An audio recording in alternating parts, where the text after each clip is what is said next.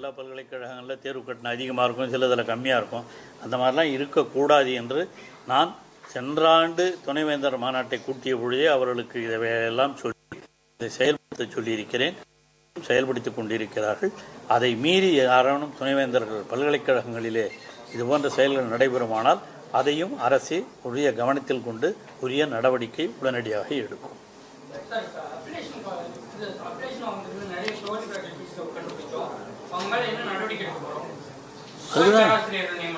அதுதாங்க துணை பேராசிரியர்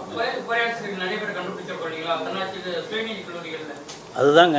அதுக்கு ஒரு கமிட்டி போட்டிருக்கின்றது உங்களுக்கு முதல்ல தெரியும். அந்த கமிட்டி இப்பொழுது ஆய்வு செய்து கொண்டிருக்கிறது. அண்ணா பல்கலைக்கழகத்திடமும் அதற்கான விவரங்களை கேட்டிருக்கிறது.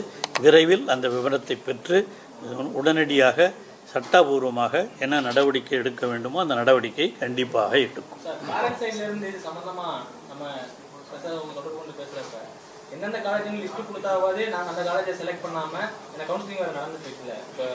இல்லைங்க, கல்லூரிகளில் அதுதான் நாங்கள் கேட்டிருக்கிறோம். அதெல்லாம் என்கொயரி நடந்துகிட்டு இருக்குது இப்போ.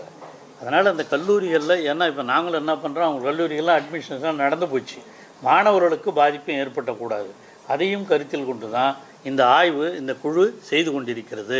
ஆனால் தவறு செய்தவர்களையும் நாங்கள் விட்டுவிட மாட்டோம். தவறு செய்தவர்கள் மீதும் நடவடிக்கை எடுக்கப்படும். அந்த மாதிரி ஒரே பேராசிரியர் 2-3 கல்லூரி இருந்தால் அவர்களுக்கெல்லாம் உடனடியாக நடவடிக்கை எடுப்பதற்காக இருக்கும். அந்த லிஸ்ட்டெல்லாம் தயார் பண்ணுறதுக்காக தான். அதுவும் குறிப்பாக இந்த 2-3 வருஷம் தான் கொடுத்து 10 வருஷமாக ரொம்ப காலமாக நடந்துகிட்டு இருக்கிறது.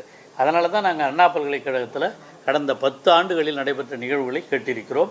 அவைகளெல்லாம் வந்த பிறகு இந்த குழு என்ன முடிவு எடுக்கிறதோ அந்த அடிப்படையில் உரிய நடவடிக்கை சட்டபூர்வமாக நிச்சயமாக யாராக இருந்தாலும் அதில் பாரபட்சம் பாராமல் நிச்சயமாக எடுப்போம் என்பதை தெரிவித்தோம். அதான் சொல்கிறேன், எல்லாம் சேர்த்து தான் சொல்கிறோம். எல்லாத்துக்கும் மேலே தான் இல்லை. கமிட்டி இப்போ கேட்டிருக்காங்க. அண்ணா பல்கலைக்கழகத்தில் கேட்டு அதுக்கு உரிய காலத்திலே நிச்சயமாக வெகு விரைவிலே அதற்கான நடவடிக்கைகளை எடுப்பதற்கு அரசு எல்லா நடவடிக்கைகளையும் குழு மூலமாக எடுத்துக்கொண்டு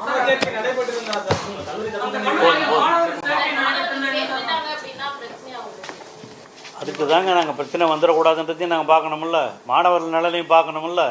அதெல்லாம் பார்த்து தான் அதுக்கு தகுந்த மாதிரி நடவடிக்கை எடுப்போம்.